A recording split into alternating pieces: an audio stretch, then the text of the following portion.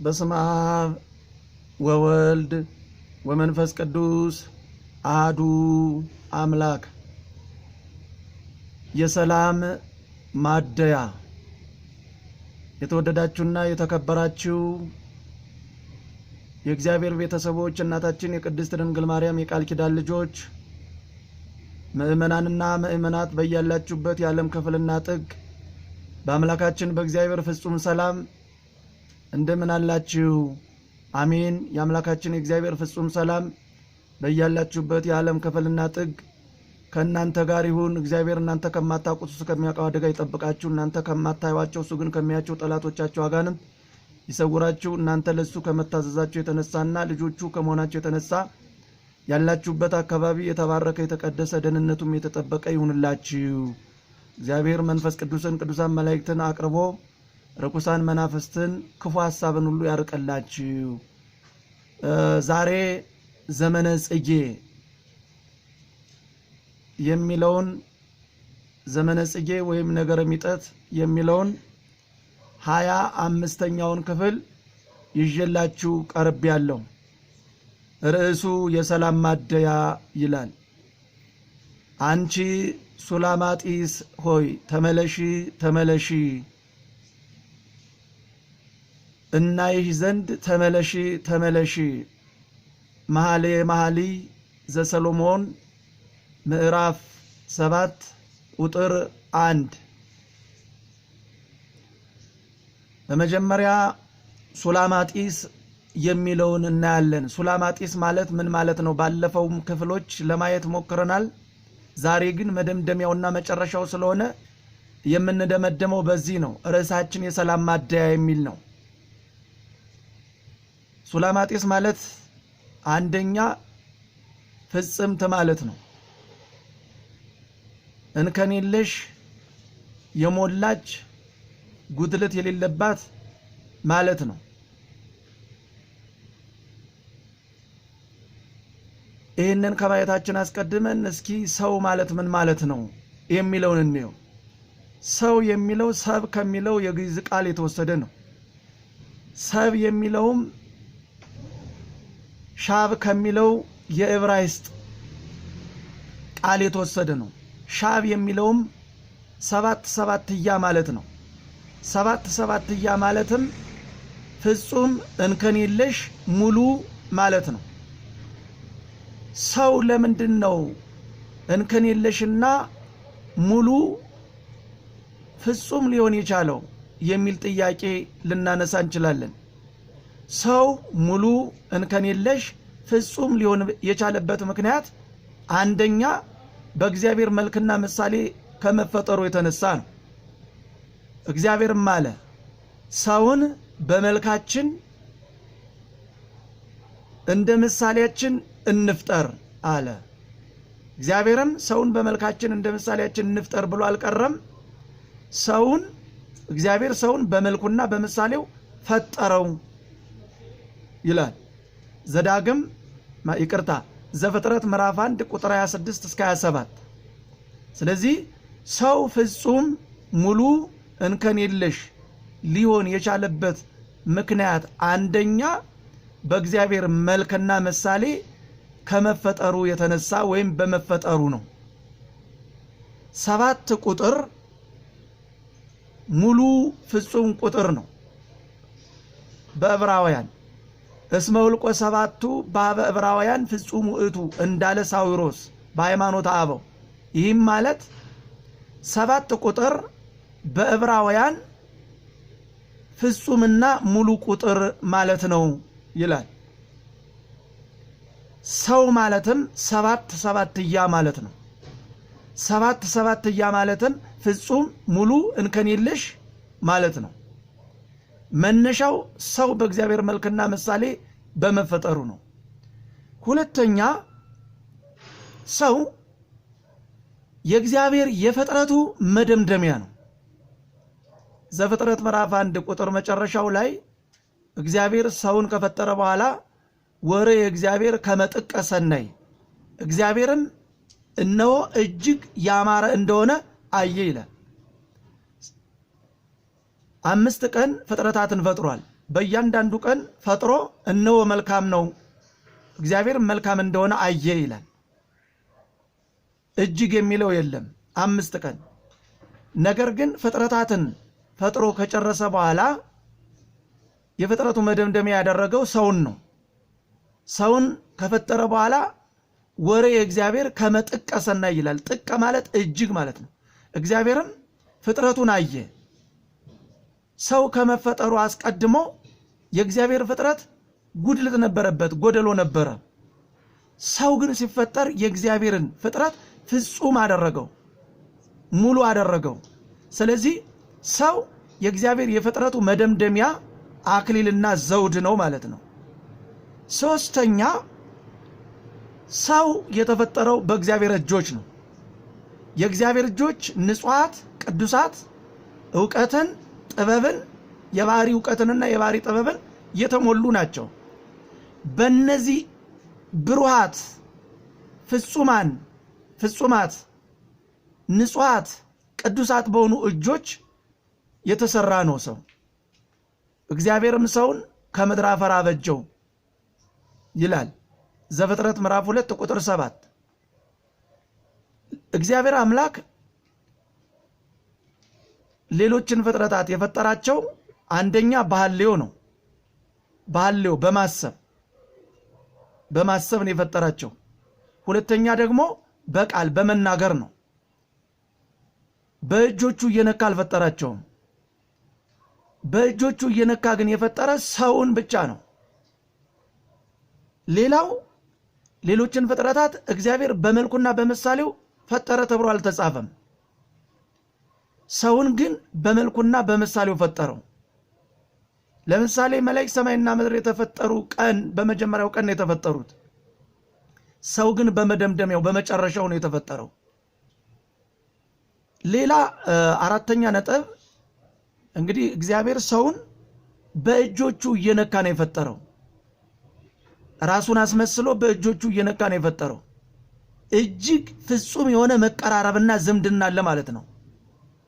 ከዛ ሰውን ፈጥሮ ሲያበቃ በሰው አፍንጫ ላይ የሕይወትን እስትንፋስ እፍ አለበት፣ ሰውም ሕያው ነፍስ ያለው ሆነ ይላል ዘፍጥረት ምዕራፍ 2 ቁጥር 7።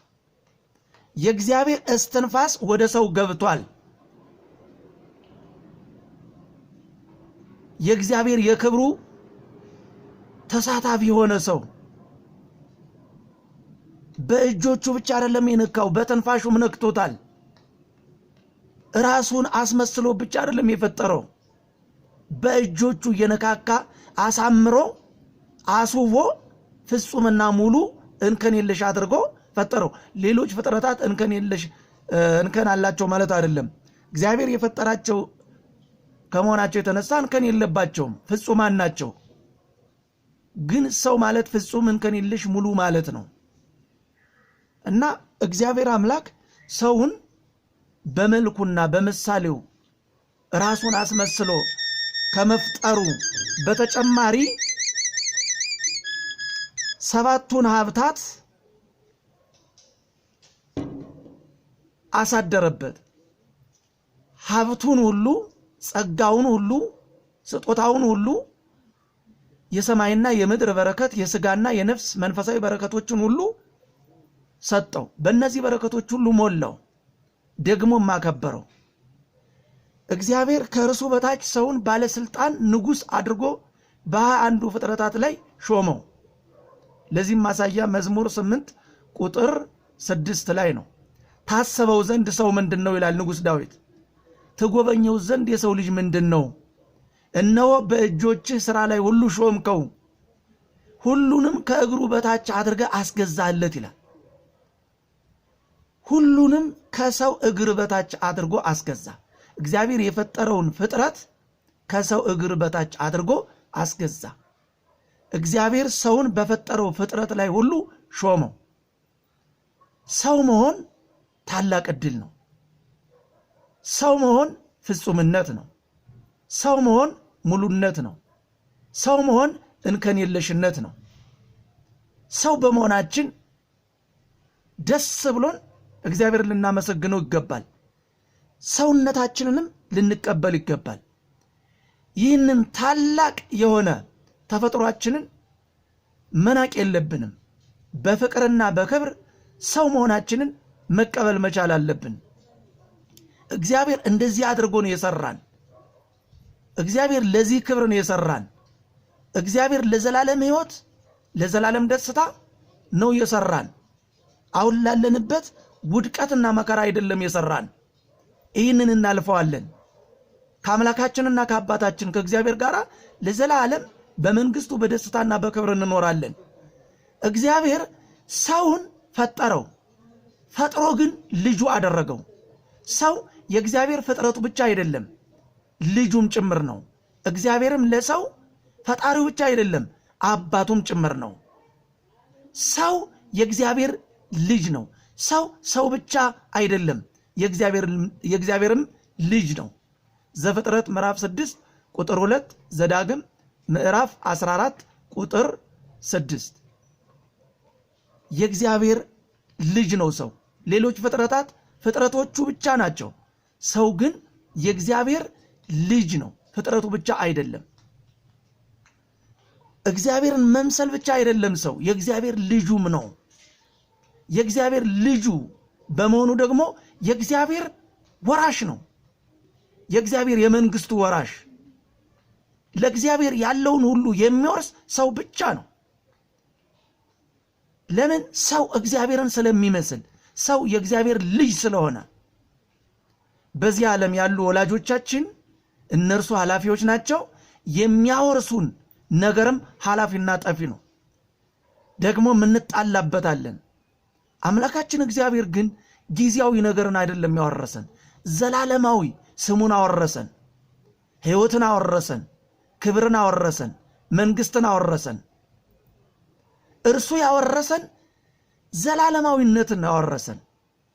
ለጊዜያችን መነሻ ነጥብ ቢኖረው ግን ዘላለማውያን ነን። መነሻችን እዚህ ምድር ቢሆንም የሰማይ ነን። መነሻችን አሁን ቢሆንም የዘላለም ነው። መድረሻ የለንም፣ ዘላለማውያን ነን።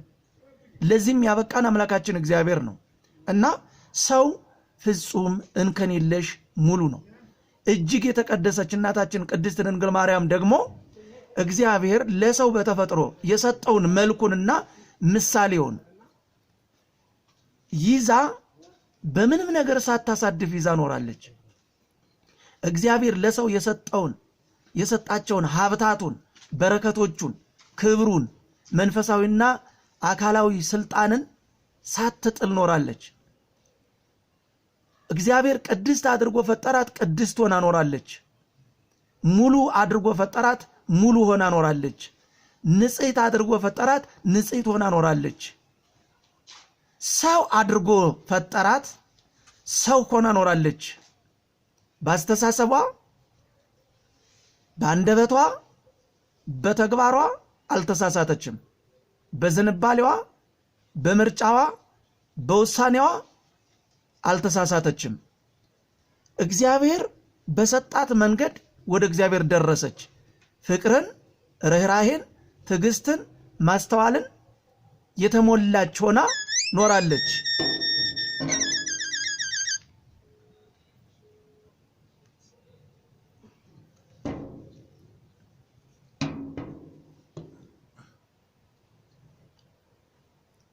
ንጽሕት አድርጎ ፈጠራት፣ ንጽሕት ሆና ኖረች። ሰላማዊት አድርጎ ፈጠራት፣ ሰላማዊት ሆና ኖራለች። ስለዚህ እናታችን ቅድስት ድንግል ማርያም ፍጽምት ናት ማለት ነው። ሱላማጢስ ማለት አንደኛው ፍጽምት ማለት ነው።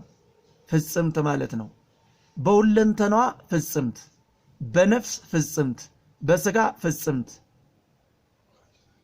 ሁሉን የተሞላች በአንድም ነገር ያልጎደለች።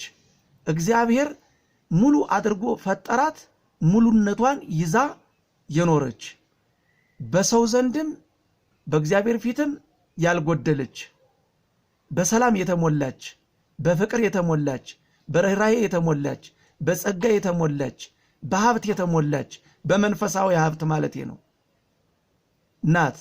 ሁለተኛ ሱላማጢስ ማለት ሰላምን ከእግዚአብሔር የተቀበለች ሰላምንም ለሌሎች ሰዎች የምትሰጥ የሰላም ማደያ ማለት ነው ሱላማጢስ ማለት። ይህም ደግሞ ለእናታችን ለቅድስት ድንግል ማርያም የተነገረ ነው ማለት ነው። ሱላማጢስ ሆይ ተመለሺ ተመለሺ እናይ ዘንድ ተመለሺ ተመለሺ። በግዕዙ ባንቺ ሰላምን እናይብሽ ዘንድ ተመለሺ ተመለሺ ይላል። ሊቁ ቅዱስ ያሬድም ተመየጢ ተመየጢ ወንራይ ብኪ ሰላመ፣ ባንቺ ሰላምን እናይብሽ ዘንድ ተመለሺ ተመለሺ ብሎ ነው የዘመረላት። በግዕዙም ሰላምን እናይብሽ ዘንድ ይላል። በአማርኛው ግን እናይሽ ዘንድ ብቻ ነው የሚለው። ስለዚህ ሙሉ የሚሆነው ግዕዙ ነው ማለት ነው። ሊቁ ቅዱስ ያሬድም የወሰደው የግዕዙን ነው የአማርኛውን አይደለም። ሰላምን ባንቺ እናይብሽ ዘንድ ተመለሺ ተመለሺ ብሏታል። እናታችን ቅድስት ድንግል ማርያም በምድር ላይ ስትኖር ሰውና ሰውን የሚያጣላ ሐሳብ በአይምሮዋ ውልብ አላለም፣ በአንደበቷ አልተነገረም፣ በአካሏም አልተደረገም። እናታችን ቅድስት ድንግል ማርያም ሰውና ሰውን ጓደኛን ከጓደኛ ሰውና ሰውን አላጣላችም፣ ይልቁንም አስታረቀች እንጂ አቀራረበች እንጂ። ጓደኛን ከጓደኛው ጋር፣ ባልንጀራን ከባልንጀራው ጋር፣ ሰውን ከሰው ጋር፣ ሰራተኛን ካሰሪው ጋር፣ ወላጆችን ከልጆቻቸው ጋር፣ ህዝብን ከህዝብ ጋር የሚያጣላ ሐሳብ በአእምሯ ውልብ አላለም፣ በአንደበቷም ፈጽሞ አልተነገረም፣ በአካሏም ፈጽሞ አልተደረገም። ይልቁንም እሷ በእስራኤልና በአይሁድ መካከል በመኖሯና በመገኘቷ ምክንያት ለተጣሉት ለእስራኤል ሰላም ሆነቻቸው። እርሷ በመገኘቷ ነፍስና ሥጋ ሰላም ያገኙ ነበሩ።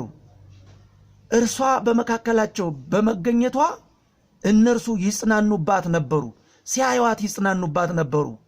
በአንደበቷ ታስተምራቸዋለች፣ ተመክራቸዋለች፣ ታጽናናቸዋለች። የሷ መኖር ለነርሱ መጽናኛ፣ ለነርሱ ሰላም፣ ለነርሱ መድኃኒት ነበረ። እርሷ ሰላምን ለእስራኤል ታድል ነበረች። የእግዚአብሔርን ሰላም በእግዚአብሔር ቃል በእግዚአብሔር ሕግና ትእዛዝ እያስተማረች ነቢያትን እየተረጎመችላቸው የሙሴን የሕግ መጻሕፍት እየተረጎመችላቸው በቃሏ ደግሞም ባኗኗሯ በተግባር ሰላምን ታስተምራቸው ነበረች። ድንግል ማርያም የምታስተምራቸው በቃል ብቻ አልነበረም፣ እንደኛ እንደዛሬው በተግባርም በአካሏም ነበረ። እርሷ በእነርሱ መካከል ስታልፍ ከእርሷ ሰላምን ይማሩ ነበሩ። ጸጥታንና እርጋታን፣ ትዕግስትን ይማሩ ነበሩ። ስለ እርሷ ሰዎች ክፉ ነገርን አይናገሩም ማለት አልነበረም። የሚያሟት አሉ፣ የሚያሽሟጥጧት አሉ፣ የሚዘልፏት አሉ ነበሩ። ግን ሲሰድቧት ሰምታ እንዳልሰማች፣ ሲገላምጧት አይታ እንዳላየች፣ በልቧም ለነርሱ ሰላምን ታደርግላቸው ነበረች። ደግሞ በአካልና በተግባር በእነርሱ ላይ ቂም አትይዝባቸውም ነበረ። በአንድም ነገር እርሷ ተከራክራ አታውቅም። እርሷ እነርሱን ትመክራቸዋለች፣ ታጽናናቸዋለች፣ ታስተምራቸዋለች። ሰላም ያጡትን ታስታርቃቸዋለች። ሰላምን በመካከላቸው ትፈጥራለች። መንፈሳዊ ሰላምን፣ ስጋዊ ሰላምን ታድል ነበረ። ግን አንድም ቀን ተከራክራ አታውቅም። በእርሷ ላይ አይሁድ በግፍ ፈርደውባታል። እኔ እኮ ሰላማዊት ነኝ፣ እኔ እኮ ኃጢአተኛ አይደለሁም፣ ወልድን የጸነስኩት በመንፈስ ቅዱስ ነው፣ ለምንድን ነው መርዝ አጠጥታችሁ ለመግደል በእኔ ላይ እየወሰናችሁት ብላ አልተከራከረችም። ዝምታን መረጠች፣ ትዕግስትን መረጠች። የሰጧትን መርዝ ዝም ብላ ጨለጠችው። እርሷ ዝም አለች። እግዚአብሔር ግን ስለ እሷ ስለሚዋጋ ያጠጧት መርዝ አልገደላትም። ይልቁንም ፊቷ እንደ ፀሐይ እያበራ መጣ። በዙሪያዋ የነበሩ እስራኤል ከአሁን አሁን ትሞታለች፣ ከአሁን አሁን ጣረሞት ላይ ትሆናለች፣ ከወንበሩ ወድቃ ትንከባለላለች ብለው ሲጠብቁ የእርሷ ግን ፊቷ እያበራ እሷም በደስታ እየተሞላች መጣች። ይኸውላችሁ እግዚአብሔር ጠበቀኝ ብላ አልተናገረችም፣ ክርክርም አላደረገችም። ክርክር ጠብን፣ ጦርነትንና ነፍሰ ገዳይነትን ይወልዳል። የነፍሰ ገዳይነት፣ የጠብ፣ የጦርነት እናት ክርክር ናት። ክርክር ከተባለች እናት ጦርነት፣ ነፍሰ ገዳይነትና ጠብ ይወለዳሉ። መጽሐፈ ምሳሌ ምዕራፍ 17 ቁጥር 19።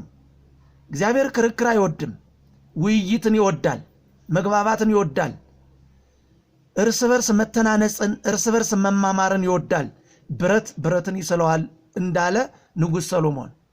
ሰው ሰውን ያቀነዋል። የተሳሳተን ሰው ያልተሳሳተ የዋህ ሰው በየዋህነት በቅንነት መክሮ ያስተካክለዋል። እናታችን ድንግል ማርያም የሚሳሳቱ እስራኤልን በቅንነት በየዋህነት መንፈስ ቀርባ ታንጻቸው፣ ተመክራቸው፣ ታስተካከላቸው፣ ከእግዚአብሔር ጋር ታስታርቃቸው ነበረች።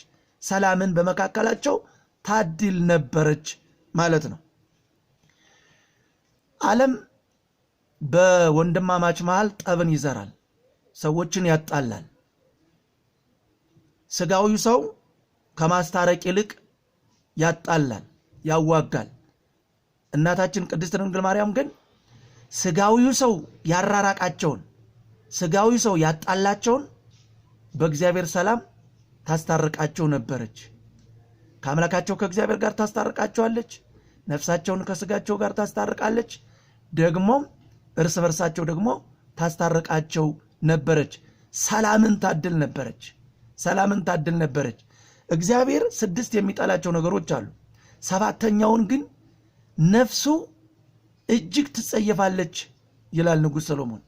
መጽሐፈ ምሳሌ ምዕራፍ 6 ቁጥር 2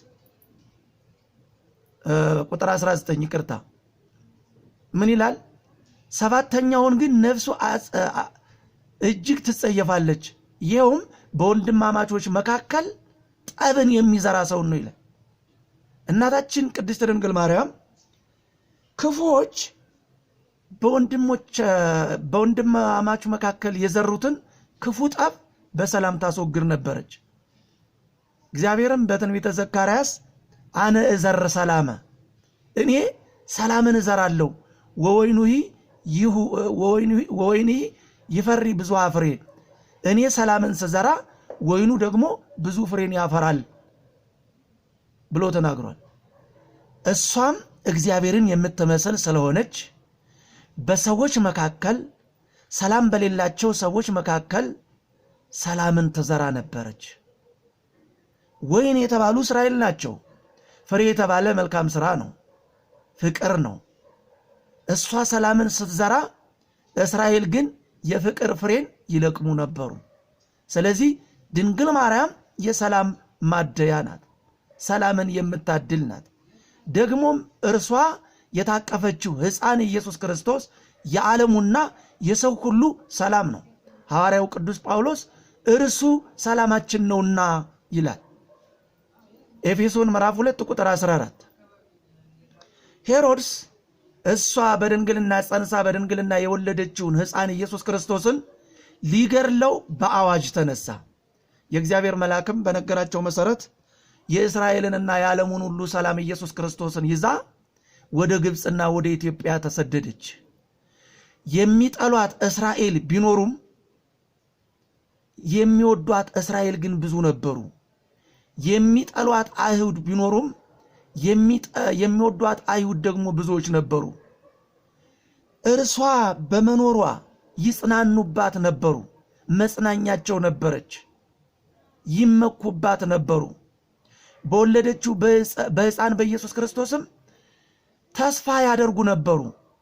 ቤዛቸው እንደሚሆን፣ ከስጋና ከመንፈስ ሞት እንደሚያድናቸው፣ ደግሞም ከመንፈስና ከስጋ ባርነት ነፃ እንደሚያወጣቸው ይተማመኑበት ነበረ። ሰላማቸው እርሱን ይዛ ርቃ ተሰደደች። ብዙ ቀናት ተቆጠሩ፣ ብዙ ወራት አለፉ። ደጋጎች አይሁድና እስራኤል እመቤታችንና ልጇ ኢየሱስ ክርስቶስን እያሰቡ ዓይናቸው በእንባ ይሞላ ነበር። ብዙ ጊዜ ወደምትቀመጥበት ወደ ቤተ መቅደሱ ስፍራ ይሄዱ ነበር። እዛ ሲፈልጓት አያገኟትም። ወደ ገሊላ ይሄዳሉ። ገሊላ አያገኟትም። በምኩራብ ውስጥ ይፈልጓታል፣ አያገኟትም። ልጇን ይዛ ሰላማቸውን ይዛ ርቃ ሄዳለች። እና እንዲህ ይሉ ነበር፣ ሰላማችንን ይዘሽ የት ሄድሽ?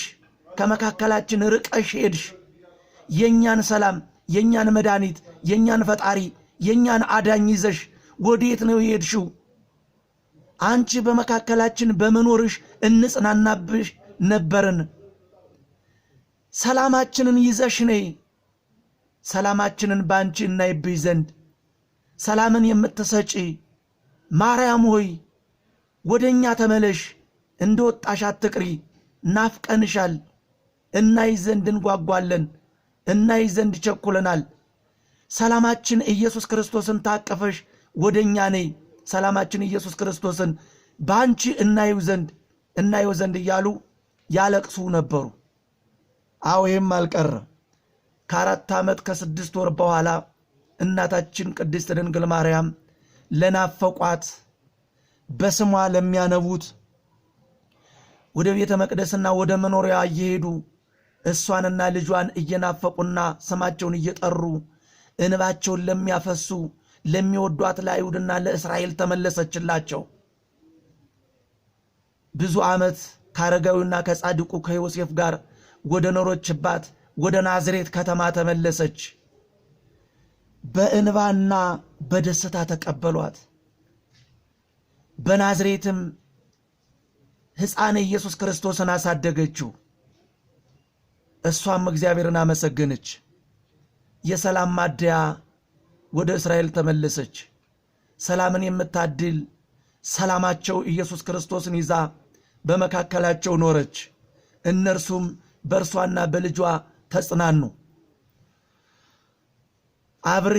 አብርሂ ናዝሬት ሀገሩ ንጉሥኪ በጽሐ ዘምስለ ማርያም መጾሩ ጣዖታተ ግብፅ ኩሎ ቀጥቂጦ በበትሩ ይጉይ ወይታፈሩ ሰራዊተ ሄሮድስ ጸሩ ዘበላ እሌሁ እኮ የመከሩ። በእርሱ ላይ ክፉ የመከሩ የጠላቱ የሄሮድስ ሰራዊት አፍረው ይሸሹ ዘንድ ንጉሥሽ ከእናቱ ከማርያም ጋር ወዳንቺ መጥቷልና የግብፅ ጣዖታትን በስልጣኑ አጥፍቶ ንጉሥሽ ከእናቱ ከማርያም ጋር ወዳንቺ መጥቷልና ናዝሬት ሆይ ሀገሩ ናዝሬት ሆይ ደስ ይበልሽ ደስ ይበልሽ ብሎ ደራሲ ተናግሯል። የሰላም ማደያ አሁን ለኛ ለኢትዮጵያውያን ሰላማችን ርቃ ሄዳለች። ሰላማችን ከኛ ተለይታ ተሰዳብናለች። አሁን ለኛ ለኢትዮጵያውያን ምድራዊ ሰላም የለንም። በኢየሱስ ክርስቶስ አንድ የሆን ኦርቶዶክሳውያን በሚያልፍ እንፋሎት በሆነ መጥፎ አመለካከት ተለያይተናል። እርስ በርሳችን እየተላለቅን ነው። ሰላማችን ርቃ ሄዳብናለች። ሰላማችን ተሰዳብናለች እና ሰላማችን ሆይ ተመለሺ ተመለሺ ብለን ልንጸልይ ይገባል። እኛ ወደ እግዚአብሔር በፍጹም ንስሐ ከተመለስን ሰላማችንን አምላካችን እግዚአብሔር ይመልስልናል። የሰላማችን ማደያ እናታችን ድንግል ማርያም ለኛ ለኢትዮጵያውያን እናታችን ናት። ለሀገራችንም ደግሞ ለእናታችን ለቅድስት ድንግል ማርያም የአስራት ሀገሯ ናት። ከልጇ ከኢየሱስ ክርስቶስ ከእግዚአብሔር የአስራት ሀገር አድርጋ ተቀብላታለች። ስለዚህ እናታችን ቅድስት ድንግል ማርያም ተቀይማ ምናልባት በአማላጅነቷ ትታል ሊሆን ይችላል። እናታችን ቅድስት ድንግል ማርያም የሰላም ማደያ የሆነችው ድንግል ማርያም ወደኛ በአማላጅነቷ ተመልሳ ለሀገራችን ለኢትዮጵያ ሰላሟ እንዲመለስላት እኛም ወደ እግዚአብሔር ልንመለስ ይገባል። በፍቅር ልንመለስ ይገባል። በርህራሄ ልንመለስ ይገባል።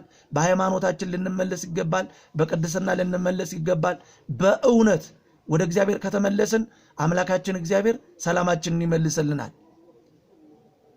በእውነት በፍቅር ጥላቻን አስወግደን፣ ቂም በቀልን አስወግደን፣ ክፋትን አስወግደን፣ ትዕቢትን አስወግደን፣ ራስ ወዳድነትን አስወግደን፣ ገንዘብን መውደድን አስወግደን ለህብረተሰብ ለትውልድ አስበን እርስ በርሳችን በፍጹም እርቅና ይቅርታ ወደ እግዚአብሔር ከተመለስን በመቅደሱ አንድ ሆነን በስጋው በደሙ አንድ ነበርን፣ በክርስቶስ አንድ ነበርን፣ በግሸን አንድ ሆነን እናመልክ ነበርን፣ በአክሱም ጽዮን አንድ ሆነን የጽዮን ማርያምን በዓል እናከብር ነበርን። ምን ነክቶን ነው? ስለዚህ እግዚአብሔር ወደ ቀድሞ ማንነታችን እንዲመልሰን የሰላም ማደያ እናታችን ቅድስት ድንግል ማርያም በአማላጅነቷ ተመልሳ ኢትዮጵያ ያጣችውን ሰላሟን እንድታገኝ ወደ አምላካችን ወደ እግዚአብሔር ልንመለስ ይገባል። የመጨረሻውና መደምደሚያው ዘመነ ጽጌ ክፍል 25 ትምህርታችን እዚህ ላይ ያበቃል። ስብሐት ለአብ ስብሐት ለወልድ ስብሐት ለመንፈስ ቅዱስ አሐዱ አምላክ አሜን። እግዚአብሔር በያላችሁበት ይባርካችሁ።